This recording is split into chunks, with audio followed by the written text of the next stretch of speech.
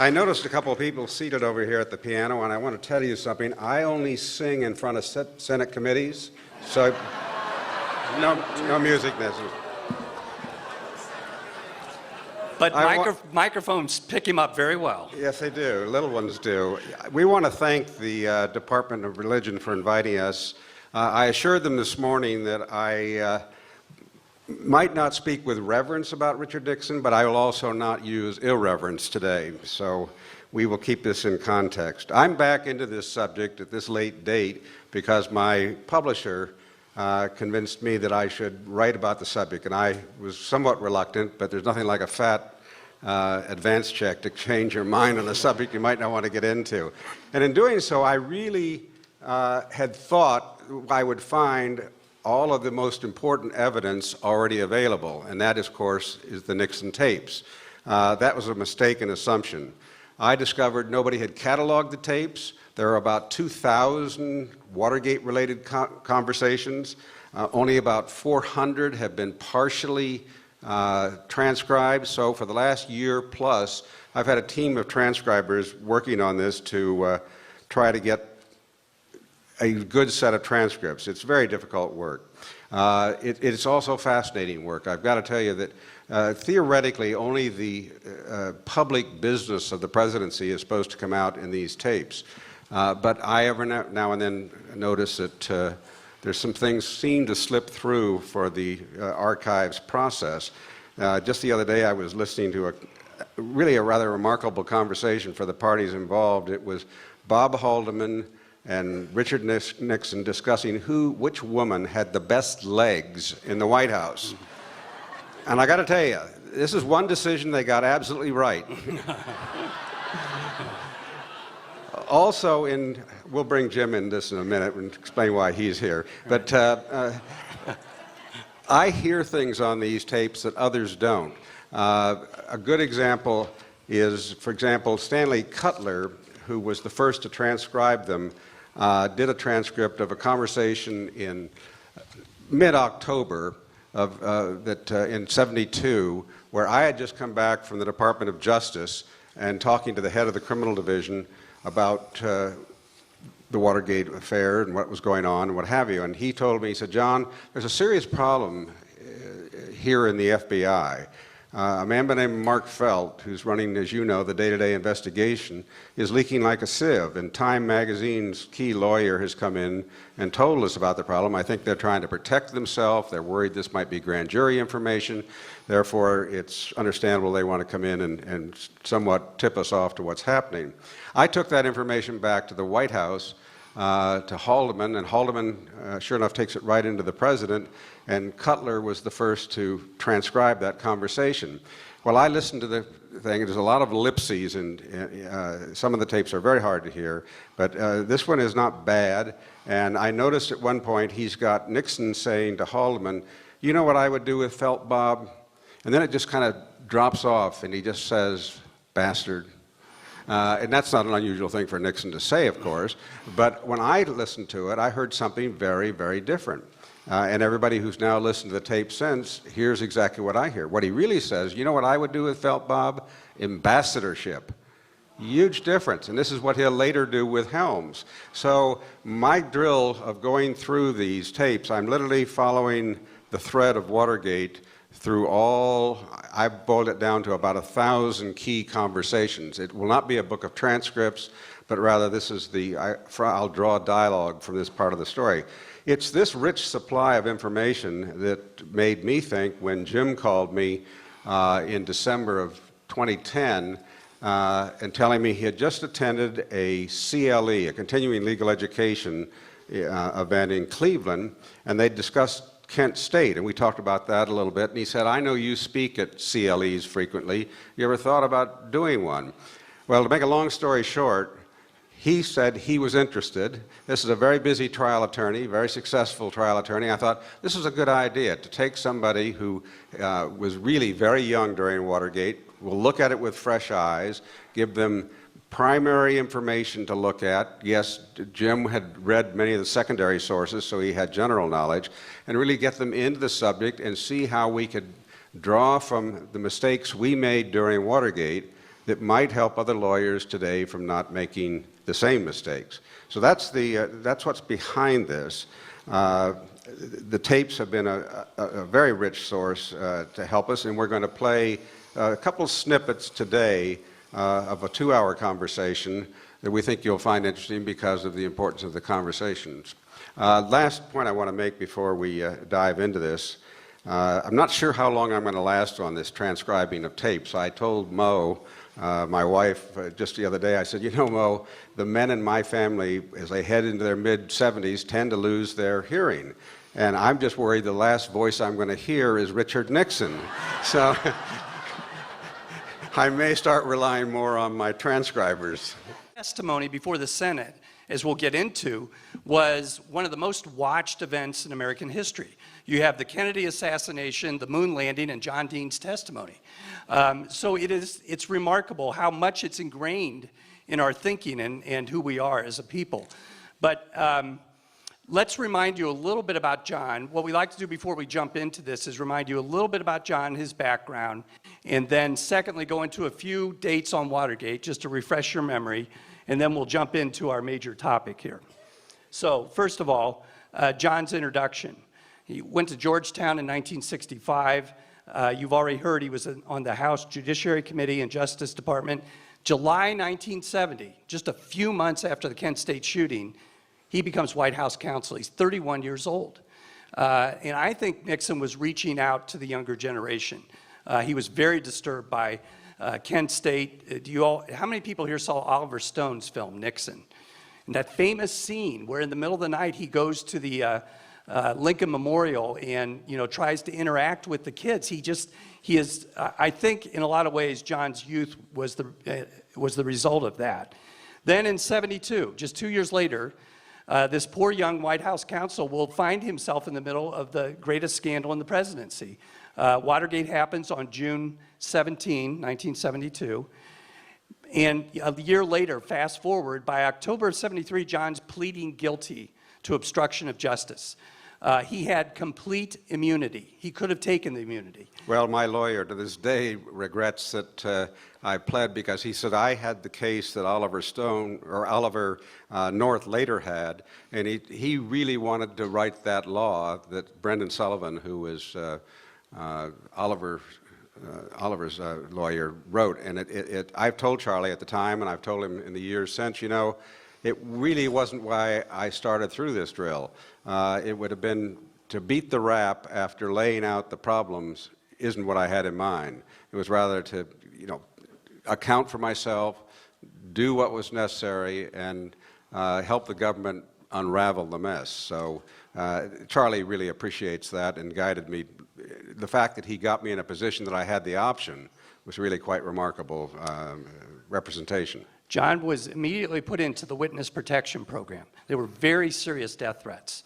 And during this time, he wasn't sure that he liked it, but your wife, Mo liked it, actually. She found somebody there to help her with the groceries all the time. And I was in the program for 18 months, and I've never looked at all of the threats, but the fact that Archibald Cox, who was a pretty tough guy as far as using government services, and Sam Dash, who is a former prosecutor, said, John, it'd be foolish for you not to go in this program. These are serious threats, and we'd like you alive as a witness. And so we'd like the right place for you to be is in the witness protection program. So there's a great story we're going to tell you about once the tapes were discovered and him being in the witness protection program. But to move on in his background, in 1976 he wrote Blind Ambition. It's still a great read. It's a wonderful read. The title tells you it's a confessional, and John is essentially saying he was blinded by his ambition. It was a bestseller. It was made into a mini-series by CBS, very popular, and you were played by Martin Sheen. Yeah, Martin played me there, but he's gone on, as you recall, to be president after that role. So in any event, after Watergate, made his home in Los Angeles, where he still lives in Beverly Hills with Mo, still married to Mo. He started to write books and to be a columnist for FindLaw.com, and now Justia is the name of it. He was on Keith Olbermann's Countdown frequently until Keith decided he was going to move. Well, Keith has a little dispute with his former employer right now. But he's in good health and spirit. I saw him in New York City not long ago, for those of you who are Oberman fans. And then he wrote 11 books. All of them are great books, but I can tell you, after listening to John Barrett yesterday, who is one of my favorites, the best book for you to read on Supreme Court picks is John's book called The Rehnquist Choice. It's a really fine book, and it's taken from the tapes. Nixon almost appointed a woman named Mildred Lilly. John was vetting the candidates at the time. It's a wonderful book, a wonderful story, and both flattering and unflattering for Nixon. Yeah, I just did about an hour interview with the head of the Jackson Foundation here, because Jackson, needless to say, was an important factor in Bill Rehnquist's life, and I was happy to contribute my insights into some of the controversy that surrounded that when Rehnquist would try to portray his former mentor in a little different light than history has otherwise got him.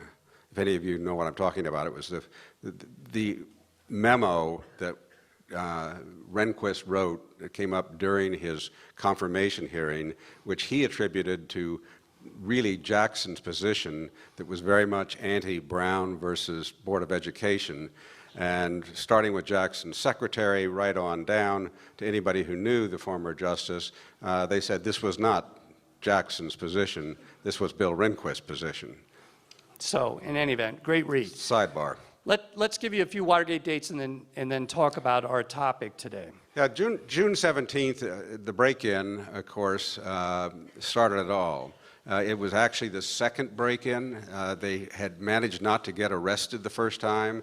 The second time, this squad of 5 Cuban Americans who were really being run by Gordon Liddy and E. Howard Hunt in a nearby hotel totally bungled the job. They left a piece of tape over a garage door, not once, but after the guard removed it, they put it back on. The guard saw it the second time and said, I think there's some trouble here, and called the police, and the police quickly arrived in plain clothes and found these men hovered behind a desk up in the area near Larry O'Brien, the chairman of the Democratic National Committee's office. They had business suits on, they had rubber gloves on, and they had $100 bills in their pockets. Not your normal burglars. So the cover-up begins, will last 24 months. Nixon, in a press conference on August 29, says that his White House counsel has investigated this, and nobody was in the White House was involved. Well, he said nobody. What happened is there was a press conference in San Clemente. I almost went down to it. I was up in Newport Beach, and I said, I'll go down and just stand around and listen to what he has to say. And as I watched it on television that morning, I was delighted I hadn't gone down, because he said, he was asked why not appoint a special prosecutor, and he said, well, there's really no need. There are several committees of Congress investigating Watergate. The FBI is investigating Watergate. The General Accounting Office is investigating Watergate. But he said, most importantly, my counsel, John Dean, has conducted an investigation and found nobody presently employed in this administration has anything to do with it whatsoever. This was the first I heard of my investigation, is when it was announced. After that, I can assure you there was a lot of pressure to find out from the media in particular what was in my investigation. This starts a thread that runs all the way through to one of the couple of the segments we're going to play you in a conversation on March 21st. Yeah, one of the conversations we're going to play you segments of is the Cancer on the Presidency tape, and we're going to get to it in a minute. We're not going to look at it right now, but in homage to how many people saw who were the people last night? Capitol steps. It really was a pantser on the presidency. But in any event, what happens in the chronology is, in November of '72, Richard Nixon wins by one of the biggest landslides in American history, despite Watergate and everybody knowing about it. They had contained it. And what happens is he begins a reorganization that will threaten congressional committees with their power. People don't understand the animosity that really did exist while we're in an age of polarization right now. It really you can see its origins go right back to the Nixon presidency, when he literally threw the gauntlet down to the Congress. And he was doing that by telling the Congress that he was going to reorganize the executive branch in a manner that most committee chairs and subcommittee chairs would lose their oversight. Now, this is the basis a lot of them get their political power in Washington. It's how they get reelected, because of the things they can deliver. But what he was going to do through executive order was create super staff in the White House that would have jurisdiction and control over the various cabinet departments and agencies. He'd group them in subject matter areas and told the Congress, in short, I just don't need you. I'm going to reorganize the executive branch as I see fit. And this really caused a lot of upset, no more so than with someone like, say, Sam Ervin, who was deadly against this and thought the Congress had to do this sort of thing rather than let the executive do it under his own powers. So this creates a real hostile atmosphere between Nixon and the Congress. The second thing it does is, because of this reorganization effort, Haldeman and Ehrlichman are sent to Camp David to work on that reorganization. Young John Dean then is elevated, and he will begin to work directly with Nixon, starting in February of 1973 and going forward from there. So if we turn to 73, and by the way, January 73, what a month. If I write another book, I may write January 1973. Nixon's reelected. You have Lyndon Johnson dying, kind of the end of the Great Society. Truman dies a few weeks before that, end of the New Deal. And Roe v. Wade is decided. Vietnam War is ended. It's a tremendous month. But in that month, the Watergate Trial happens, the first one. These are the burglars, the 7 people who had been arrested. Well, the 5 men who had been caught inside, plus Hunt and Liddy, which meant that it had been contained at that level. The investigation, that's as far as they were able to take it.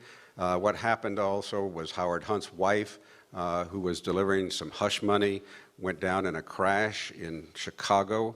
It was pilot error, no conspiracies here, and Howard, as a result of that, said he just couldn't stand trial. So when he pled, the Cuban Americans who he had recruited also turned around and pled. No real input from Howard. They just thought this was a signal. These people had all had prior ties through the CIA, and they thought this was a signal that everything was taken care of, and so they too would plead. So only Gordon Liddy and James McCord, who was the man that Liddy hired to be his so-called wireman at the DNC and put in the bugs in the DNC. They decided to stand trial. McCord was trying to get the government to help him with some rather outlandish plans where he was aware of all the embassies in Washington that had been bugged, so he was calling them and trying to conduct business with them on the approach that he would graymail the government out of not wanting to reveal these locations of being under surveillance by the government. That didn't work, and the White House was unwilling. No, I was not interested in touching it, and no one else was. Liddy thought he could probably find some technicality and get his case reversed if he was convicted, and there was little doubt he was going to be convicted. In fact, what's amazing is Liddy left a trail. He and Hunt left a trail all across the country on every move they'd made. Gordon sort of thought he was a James Bond type character, when in fact he really wasn't quite Maxwell Smart. So we have the trial in January. The importance for the Cancer on the Presidency talk is Sirica will then set the sentencing for March 23. So there's no coincidence that John walks in on March 21, a few days before, to warn the president about what's happening, what's conflating is the fact that the president, excuse me, after he makes the announcement that I have undertaken this investigation for him, starts conceiving of this plan to have me write a report that'll make it all go away. In the process of going through the tapes, I have now found a number of instances where Nixon and Haldeman are concocting this plan where if he has, my report, he can say this is all he knew. I'm unwilling to write this bogus report, so it's creating a problem. It really is coming to a head on the 21st, but the other factor that is prompting me to go in and really get him to focus on this is the fact that Howard Hunt, who's getting ready for sentencing at this point, he wants more money and more assurances that he's not going to be in jail forever. So he indeed will ask for $120,000, and he'll do it in a way that he hadn't previously done. Got one of the lawyers at the Re-election Committee to come to my office and tell me that if he didn't get the $120,000 he was interested in, that he was going to have some seamy things to say about what he'd done at the White House while working for John Ehrlichman and Bud Krogh. It was a direct extortion threat. At this point, as we'll explain in a minute, I knew we were in trouble. I knew we were on the wrong side of the law. I told the lawyer who came in with this message, I said, I won't touch this. You got to go find your money somewhere else. He had alerted John Mitchell, the former Attorney General, who had been the campaign director, about the problem, and Mitchell would ultimately take care of the problem. But these are the events that are coming together. And I have had just enough meetings. I had about 18 meetings with Nixon on Watergate, some relatively short, some relatively extended, running several hours. And I was never sure exactly how much he did and did not know. Today, going through from beginning to end the tapes, I know how much more he knew than he was letting on to me in our conversations that he did know. So I was giving him the benefit of the doubt when I was going in to meet with him and start these conversations. But anyway, we are also confronted at that point with the fact that the Senate has voted unanimously to conduct an inquiry into Watergate. Those are factors that are going to result in people committing perjury or having to commit perjury. So the whole thing is kind of coming down, plus we had received pretty good information all along about the disposition of the various defendants. We'd known that James McCord was unhappy that the government wasn't helping him make his case go away, and that he didn't like the idea that Judge Sirica might put a very heavy sentence on him to force the issue. So we were not surprised at all to learn that he might likely break rank. All right, so Senate votes in February of '73 to investigate. March 21 is the cancer on the presidency talk. April 30th, John resigns along with is forced to resign along with Haldeman and Ehrlichman. And by the week of June 25, 1973, John is testifying. And this testimony is the only testimony in the Watergate affair in which all three networks simultaneously broadcast his testimony. You know, let me tell you something. When we were doing research for this, we found a picture of John Lennon attending my testimony. Jim is an accomplished guitarist and a Lennon fan. He said to me, you know, I really realized this was serious when I saw that Lennon photo. I said, Jim, I've never been to hear him sing. He did come to hear me sing. Yeah, Lennon and Yoko Ono both are in the audience listening to John. They came and lined up just like anybody else and got in and sat for their 2 hours and moved on. Somebody caught a picture of them, and it's a great photograph. I'm sorry we show these photographs. Sorry we don't have it here, but in any event, that testimony, which is heard by 80 million people across the country, is a spark to the whole thing. But here's what's really critical. John, as a throwaway, puts in a line, a little segment on the fact that he thought he was being taped in one meeting that he had with Nixon, where Nixon gets up, goes to the corner of the room and says something in a whisper. So he thinks he's being taped in that meeting. He puts it in his testimony with the idea that if I say this, it will give more credibility to my testimony. It was a little bootstrapping, no question, because I thought it would be my word against Haldeman, Ehrlichman, Mitchell, Colson, and all the others, and particularly Nixon himself, who he and I were meeting. I thought, well, people will figure that no one is going to perjure themselves if they believe there's a recording of at least one, if not more, of those conversations. And I had raised it informally with the Senate committee, really gotten no reaction. So at the last minute, at the very end of my testimony, I found a place I could slotted it in so it didn't look like pure speculation on my part, because Nixon had made a remark about the fact he might have recorded some conversations in a very vague way, but claims he was only talking about making dictabelts. But his behavior after a series of leading questions on April 15th, where he was not getting the answers he wanted from me that he wanted. I had told him I was going to break rank at one point and was trying to explain the implications of it, and then he does literally go to a potted palm in the corner of the office and in a stage whisper say, "I was foolish to speak with Colson about clemency for Hunt, wasn't I?" And I said, "Yes, Mr. President, you were." And it was that moment I said, you know, he is recording this conversation and more might be available. So what that leads to is Senate investigators kind of asking around, was Dean right when he said he was being taped? And one of the guys they brought in on July 13th, a couple weeks later, is a guy named Alexander Butterfield. And Butterfield by then was the head of the FAA, and they have a 3-hour session. At the end of the session, somebody asked him the question directly, and he says, "Well, I'm sorry you asked me that question, but yes, there is a taping system." And it was just a tremendous news. The Democrat, Scott Armstrong, who was in the room, runs to call Sam Dash and tells him, you know, Nixon taped all of his conversations. And the first thing Dash says is, "Don't tell Dean." And at this time, he's in the witness protection program. He's in Florida and hiding. Dash calls him and says, "Get up here right away." He says, "Why? I'm not going to tell you." Gets on a plane, goes back to Washington. Dash comes in because they want to see John's reaction to see if he's happy about this or not happy about this. And as it's described by the two people in the room, when he was told about this, he broke into a wide grin and said, "You know what that means, Sam? That means my ass is not going to be out there hanging all alone. And you're going to find I under-testified," which is both true. The tapes then, the fight for the tapes goes through 1973, all the way through to 74. And this is the reason for the Saturday Night Massacre. You all remember. Who remembers that?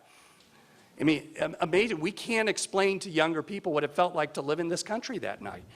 You know, with the Attorney General resigning, the number 2 resigning, who pulled the trigger? Bork.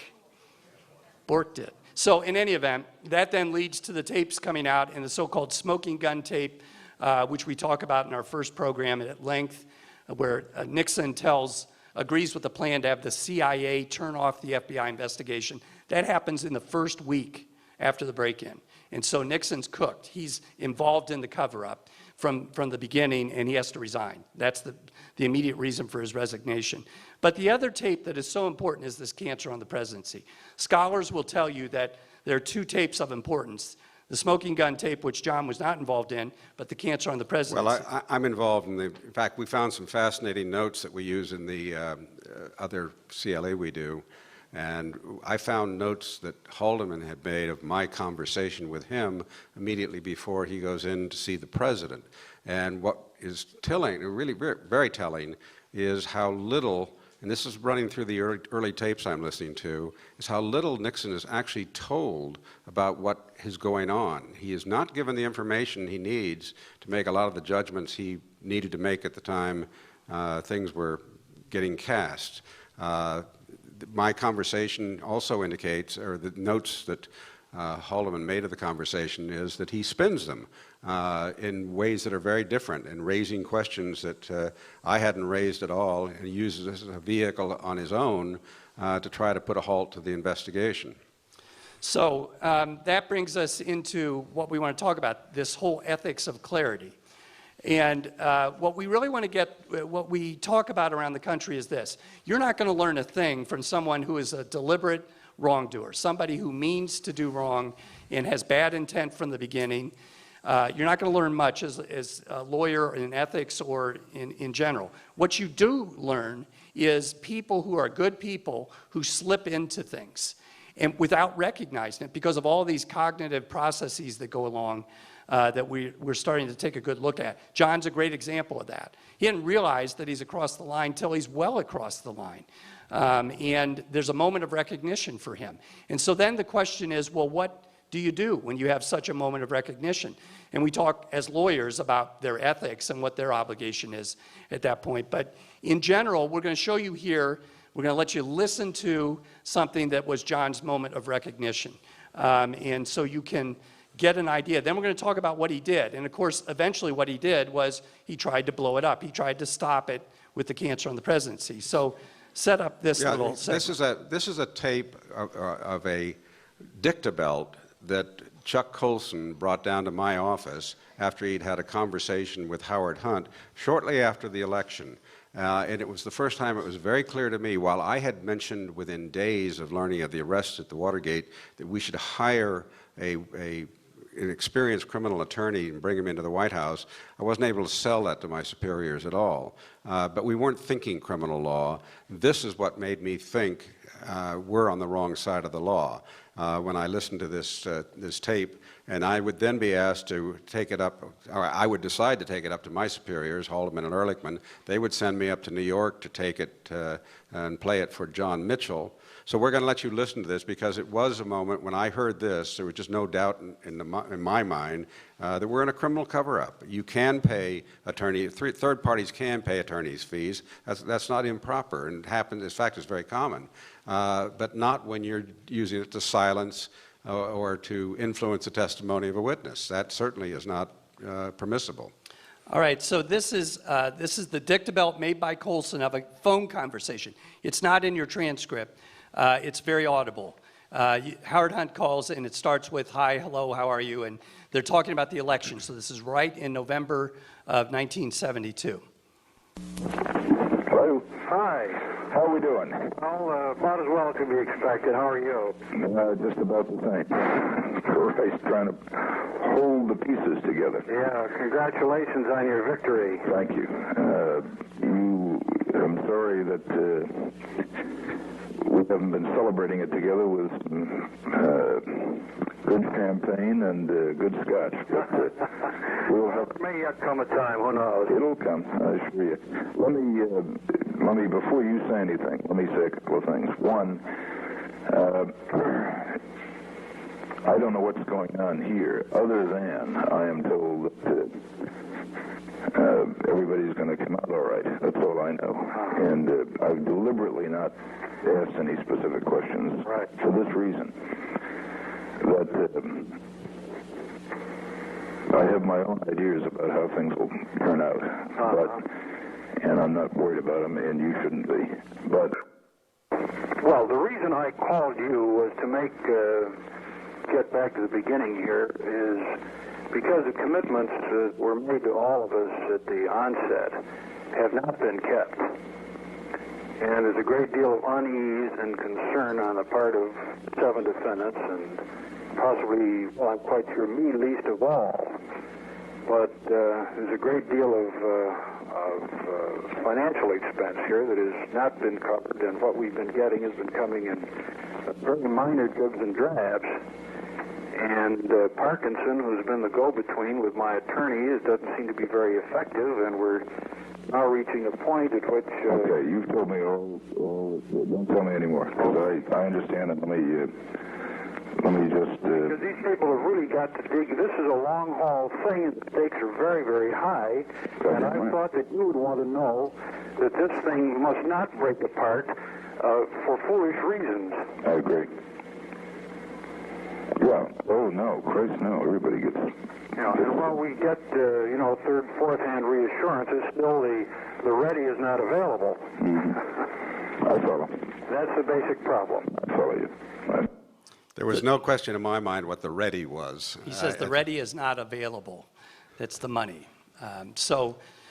What's going on here is John has this moment of recognition. When he hears this, he knows they've been paying these guys to keep him quiet. In fact, I will, shortly after this and after the drill of playing this recording for people, finally pull down the U.S. code and let my fingers do the walking till I can find, if and which statute we might be breaking.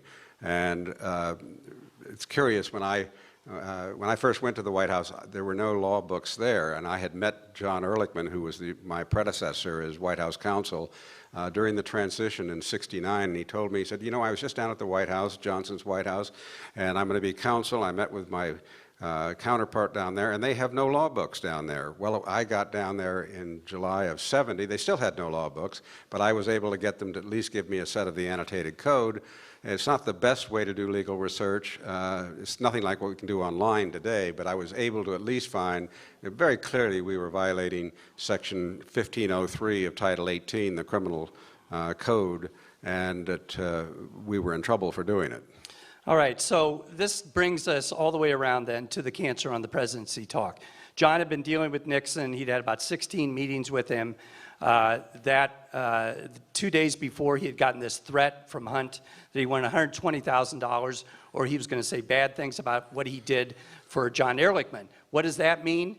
The whole reason Watergate happens and the cover-up happens is Hunt. The reason the cover-up happens, Watergate happens because it's a foolish fishing expedition, and we can get into that in the Q&A. We're going to try to make this Q&A a little longer than usual, so we're going to get there very quickly, but it's clearly driving the White House in the cover-up. Had they not had exposure, and Ehrlichman in particular had exposure, and Nixon, believe it or not, doesn't know about the Ellsberg break-in that Liddy and Hunt have done while working on the White House staff until I tell him on March 17th. So far in going through the tapes I'm going through, just following every single conversation, that appears the case, but until I complete, in fact, I have not really looked at that section that my transcribers have worked on yet, but it appears I'm the first to tell him that this so-called national security break-in was indeed not a national security break-in. All right, so Joan told us that we had to say something religious during this talk, and tapes, uncovering wrongdoing, all that, Luke 12:3. I spent all morning looking this up. It says, therefore, whatever you have said in the dark side shall be heard in the light, and what you have whispered in private rooms shall be proclaimed on the housetops. So, actually, we can thank Ron Rotunda for that, who is an ethicist that we know and has been very helpful to us along the way. Ron was a member of the Senate Watergate Committee staff, a young lawyer at the time, left the committee, went to the University of Illinois. His dean said, listen, you've been at the Watergate Committee. That seems to qualify you to teach ethics, and that had not been taught at that time. So he started and now is one of the foremost experts in the country. His desk book is one of the best in the best law firms around the country. And he does draw from religion in his understanding of ethics. So right. That's an appropriate quote. He gave us that quote. Okay, so cancer on the presidency. When we started looking at this to break it down, it was remarkable to me because John is called the night before by Nixon and says, I want to talk to you about this at length. And John says, can I have a few days to prepare? Nixon says, no, first thing tomorrow morning. He has no preparation for this. He walks in, it's completely extemporaneous. It's a 2-hour meeting. And what's fascinating is, as we broke it down, I said, John, this is like a written screenplay. He walks in and he has the big, attention getter, the grabber. And then he goes through, has a climax point and then an ending. And the climax point is where he almost gets Richard Nixon to the point where he's going to disclose everything and end it. And he really gets him there. We're going to play that little segment for you and show you what happens. We'll alert you beforehand where you literally hear his finger tapping on the desk where he's giving this some serious consideration. So let's go to the big opener here. This is the famous cancer on the presidency. Remember, John, is 34 years old at this time, talking to the leader of the Western world, trying to convince him of what to do. So he walks in with this segment. Hold on just a second. One of the reasons I use that term is I had been talking with another staffer the night before, and I said, this thing is like a malignancy, and it just keeps spreading and spreading, and it's going to get worse.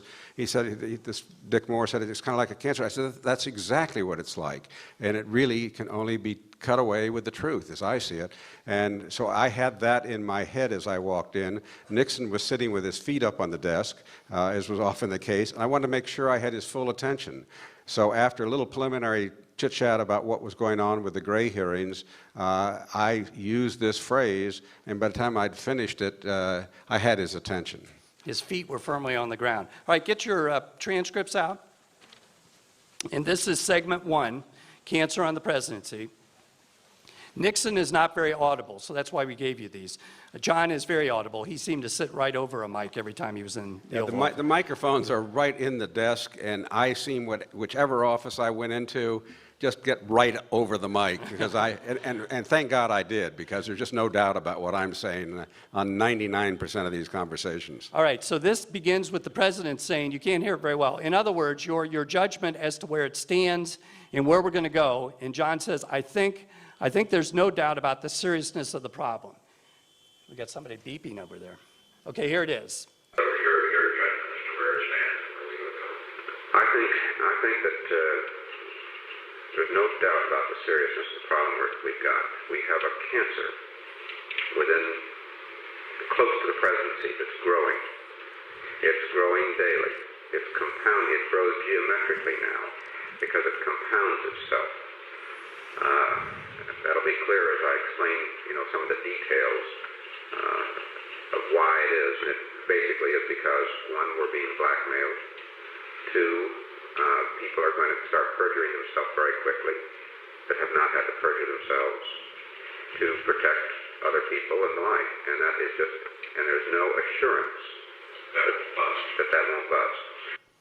I go on to tell him example after example of the problems. I tell him there's perjury, there's obstruction of justice. We don't know how to cleanse money. We don't even know how to raise the money. Just one thing after another that I hope he'll say, holy cow, this is just a disaster. We've got to end this. That doesn't happen. I tell him about Hunt's demand for $120,000 that we've got in. And this is the response that I got to that. All right, so this is the next segment. It's segment 2, entitled $1 million. This is the most famous part of the Cancer on the Presidency talk in that introduction. This is where Nixon says, not very audibly, you have to have it enhanced, we could get that. And John is stunned by this. He's trying to give him a very big number about how much it's going to cost. And you literally pull it out of your hat. That's obviously on today's dollars, that's about over $5 million. And I thought, this will get his attention if I say $1 million over 2 years. It didn't get his attention. In fact, what I would learn from other tapes is what he does after this conversation. He gets up, goes to one of the doors where the recording system in the Oval Office is still picking him up, and it's Rose Wood's office, his secretary, and in essence asks her, how much do we have in the slush fund? So it's clear that he really thought we better get raising this money rather than my carrying the conversation. But as you'll see, I go on. He's just, at this point, hasn't made that total commitment. I still have him as reconsidering. All right, so this begins with John saying, which will not only go on, it'll go on when these people are in prison. Speaking about the payment of money is what he's talking about. So that's segment 2. We'll start it right now. It will not only go on now, it will go on when these people are in prison, and it will compound the obstruction of justice situation. It'll cost money. It's dangerous. The people around here are not pros to this sort of thing mafia people can do. Washing money, getting clean money, and things like that. We just don't know about those things. We're not criminals. We're not used to dealing in that business. It's a tough thing to know how to do. That's right. It's a real problem as to whether we can even do it. Plus, there's a real problem in raising money. Mitchell has been working on raising some money, feeling he's one of the ones the most to lose. But there's no denying the fact that the White House and Ehrlichman, Hallam, and Dean are involved in some of the early money decisions. I would say these people are going to cost $1 million over the next few years.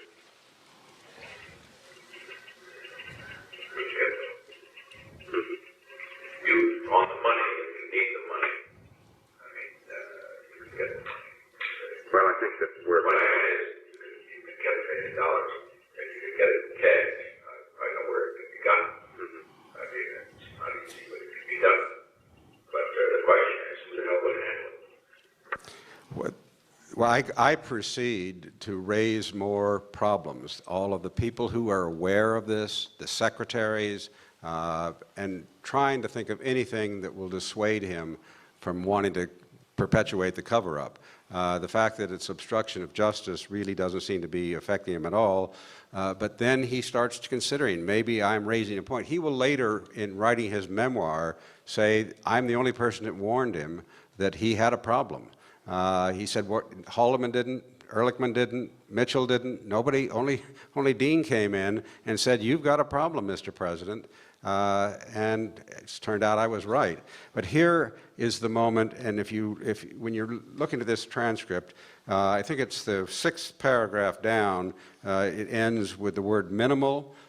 You'll hear him tapping his fingers. We tracked down some sources as to what that body language means, and it means that you're dealing with somebody who's indecisive, who's not, but reconsidering and thinks it might be perhaps an easy solution that can be found, but they're frustrated at the point and trying to figure out what to do. So we've definitely got him, I've got him thinking about it seriously at this point. All right, so this is the climax of the movie. This is where John says, look, we can end this by full disclosure. All of us will go to a new grand jury. We'll all testify in front of that grand jury, admit our wrongdoing, and you'll move on. And Nixon considers it. You hear the dut, dut, dut, dut with his fingers. He is not shocked by the idea of my mentioning a new grand jury because either Ehrlichman or Haldeman have told him I've been trying to sell this to them. I believe that if his staff went to the grand jury, which of course is behind closed doors, that they could carve this away from Nixon. They had to stand up and be truthful and explain what had happened, why it had happened, and some of us had made mistakes and we're going to have to pay for those mistakes. Unfortunately, my suggesting going to a grand jury didn't exactly start a parade to the grand jury. Okay, so this is the last segment we're going to play. This is Dean recommends grand jury. Little unintelligible to start, but Nixon is saying, all right, so on and so on. What you really come down to is, what in the hell do you do? And then you hear the discussion here. Listen for that drumming after the word minimal. So what you really come down to is what you do. Let's suppose that you and all of her actually say, we can't hold this, what can you say without a complete disclosure?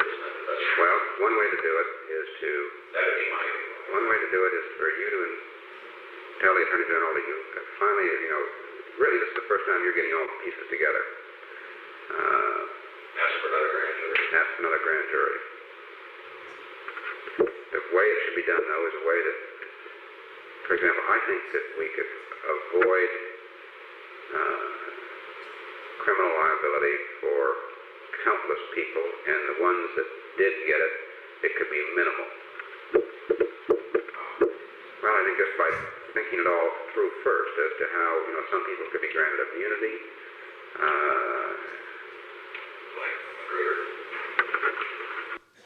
All right, so at that point, Nixon's right there. And then what happens is, in the next segment, John mentions people going to jail. And this Nixon couldn't tolerate. I mean, he just could not take that loss. And so he returns back to a discussion of Payne Hunt, continuing to pay the hush money, going back to a plan of John doing his report, and he just can't accept the loss. That will send John up to Camp David to write his report. He cannot write his report. He decides to get a lawyer. He goes to prosecutors, and the rest, as they say, is history. But the one lesson that we want to talk about before we turn it over to Q&A is, what do we think about this? And what we think about it from studying it for over a year now and looking at why John stood up and nobody else did, we've come into some psychological theory about the psychology of cover-ups.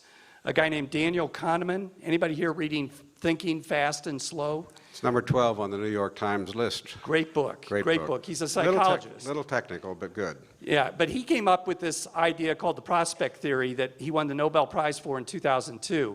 And essentially what it says is people hate losing much more than they like winning, by a factor of 2 to 3 or 3 to 4. Now with Richard Nixon, it's probably 20 to 30.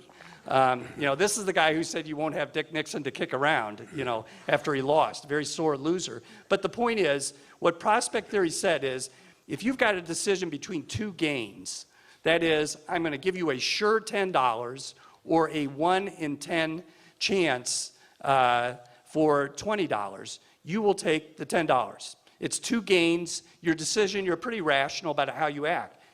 On the other hand, if you're given a choice between two losses, you are going to lose $10 or you have a 1 in 2 chance of losing $20. You will act irrationally. You will take the gamble.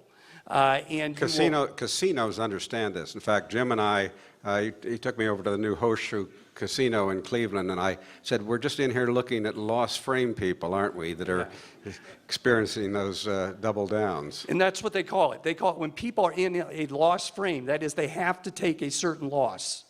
Like in the stock market, they will not take that loss. They will gamble. They will act irrationally. And this is a perfect example. Richard Nixon knows that he's taped all of these conversations, and he knows that if the tapes come out, he's going to lose. He's gambling that the Supreme Court won't order it, that people will grow tired of Watergate. He acts very irrationally, and because he's in this loss frame. Yeah, we actually in the full program play this out to show how he does double down and only make his own situation worse. The lesson truly is cut your losses. Don't double down. It doesn't work. A fellow we met along the way who happened to be George W. Bush's ethicist. I know, I pause on that too. I got 3 good books out of Bush. But anyway, Richard Painter, who was not involved in the torture decisions, for example, notes, and has been done a lot of study in this, and notes that psychological studies show that a person in the loss frame often makes the risk-preferring decision in order to avoid the loss, even if the risk they take is irrational. This is solid psychology. And it's something that particularly attorneys and others must first recognize, as Richard points out, you're in that situation. How do you get out of it? You typically bring in outside counsel. That's in effect what happened to me to help me dig myself all the way out, was bring in an outsider who's not in that frame of mind. And Painter concludes with this quote: "The legal risk of concealment and the risk that the problem could get worse while it is concealed will be preferred over the more certain costs of prompt disclosure." And where have we seen this recently? This is not just 40 years ago. At Penn State, in the scandal, you have this concealment, not taking the sure loss that they were going to suffer if this was revealed, and things got worse. And in particular, the woman who is the general counsel for Penn State, her name is Cynthia Baldwin, Supreme Court of Pennsylvania. Experienced lawyer, been a law professor, a trial judge, had been really understood law practice well, but yet she did not realize when she was in this situation the consequence of trying to heal it easily rather than letting it get out of hand. It's very common.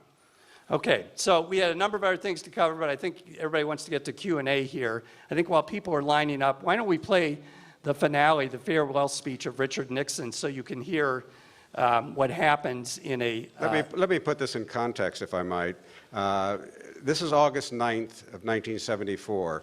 We forget that often Nixon, while I'm certainly not a Nixon apologist, did accomplish some good things. You know, he brings us the Environmental Protection Agency, starts the war on cancer. He even tried unsuccessfully to get health insurance and health care adopted when it might have been easier to do than it was more recently. Title IX for women. And yes, he certainly is responsible for Title IX for women. He ends the war in Vietnam. He signs a number of really significant arms control accords that bring us détente with the Soviet Union. His China initiative will probably be the most long remembered because it certainly has changed the way of the world. I think when I listen to this, and particularly as I've listened to it with hindsight, his farewell speech on August 9th, this is Nixon at his candid best. And I think he's talking as much about himself as anybody in this brief clip we're going to play for you. It's about a 30-minute speech. We got a little less than 2 minutes. Okay, so this is a short segment. This is August 9, 1974, after a 3-minute standing ovation. And Let me just call it up again. It's only a beginning, always. The young must know it. The old must know it. It must always sustain us, because the greatness comes not when things go always good for you, but the greatness comes and you're really tested when you take some knocks, some disappointments, when sadness comes. Because only if you've been in the deepest valley can you ever know how magnificent it is to be on the highest mountain. And so I say to you on this occasion, we leave proud of the people who have stood by us and worked for us and served this country. We want you to be proud of what you've done. We want you to continue to serve in government if that is your wish. Always give your best. Never get discouraged. Never be petty. Always remember, others may hate you, but those who hate you don't win unless you hate them. And then you destroy yourself. And so we leave with high hopes, in good spirit, and with deep humility. Thank you very much.